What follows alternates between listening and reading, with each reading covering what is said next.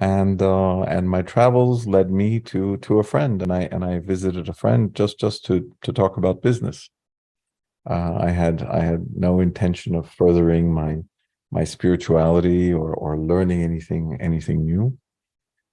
Um, but that discussion, which lasted maybe a few hours, uh, changed my life completely, because all these questions, all of these facts that were so important for me, these important things that had just blown up into pieces, turned into questions that were just floating in the air. And within those brief few hours, those questions led to answers, and of course deeper questions. And it was a fork in my life, and I realized that I had to make a choice of how I would live my life going forward, whether I would continue in the way that I had gotten to until then, or I would try and understand what and who I am, and what is the universe, how existence functions, and what is reality. Um, and that choice seemed all the more pertinent.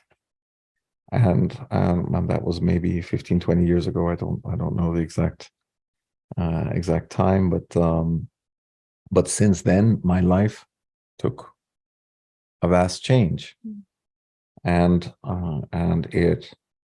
it brought me to today. And one thing that I've been able to see throughout my life is that there's a very clear lack of linearity. It's not that we move towards a direction and we are constantly moving in that direction. The moves that we have as human beings is like a wave format.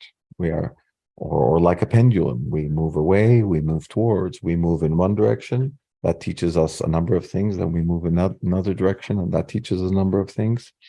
And it's a little bit like the I guess the gears on a clock. There are certain gears that are turning in one direction. There are certain gears that are turning in another direction. But all of those gears work to to move you forward in one way or another. And so I guess this is the brief summary of what my life is and how it came here. Now we have, I guess, two subjects. There's I'm a professional. I'm a hedge fund manager on the one hand, and on the other hand, we're talking about existence, spirituality, spirituality, Sufism within that. And one might ask, how do those? Yes, how do you navigate? How do you navigate between spirituality and modern type of life, which many people would consider that if one goes through a spiritual path, one needs to avoid living in such a luxurious life, let's put it that way. Or yes, so basically, and usually people who are in the spiritual journey not necessarily is successful in the modern type of life. How do you navigate between the two? Well, I think there's a general misconception about where things fit in. So the way I think we look at our lives is we say, I have my family life, I have my professional life, I have my home life, I have my spiritual or religious life, and these are all sitting in different compartments. And we say, okay, today it's time for spirituality or for my religion, so I'm going to pray, I'm going to do this, I'm going to do that.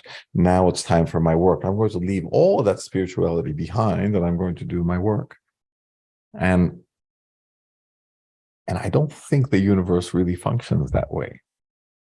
I think we really need to look at how the universe itself reverberates, how it actually, what type of a frequency there is, and then look at how we live our own lives. There is one life, there's one existence. So if you have an understanding of spirituality, you have to be able to apply that spirituality in your family life, in your home life, in your professional life. If you cannot find Allah in what you are doing at every moment in time, then your spirituality life is just a pastime. It is a kind of a label that you put on yourself. Say, well, I also do this, so it's fine, but I'm going to separate the two. So if really, if we are looking to find out who we are and what we are, and that is our only concern, we don't have to look any further than what we do during our own daily lives. You can find bliss while washing a dish, as long as your only concentration is in what you are doing at that moment. Then you are at peace with yourself, you're at peace with the universe. And if you're not able to find it while you're washing that dish, well, you're probably not going to find it in your prayer or your meditation or at any moment. So I think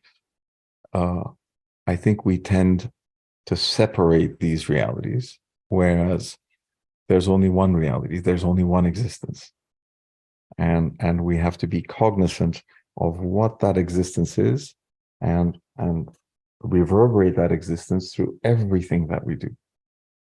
So that's one of the key success of what you do in your modern business life, that you actually see that as part of the singular reality.